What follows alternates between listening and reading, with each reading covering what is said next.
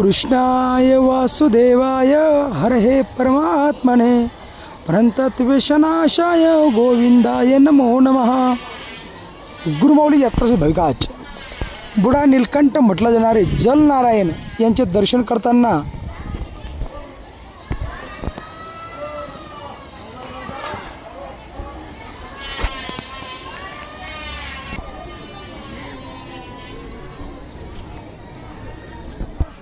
जय श्रीराम हर हर।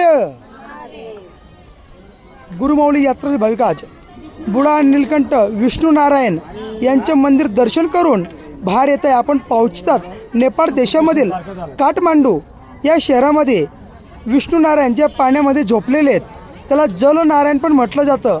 असं दर्शन करताना आणि सर्व माता भगिनी सुंदर असं जे रुद्राक्षाचे झाड आहे ते सर्वजण पाहतायत। हे पहा वरती हे रुद्राक्षाचे झाड आहे,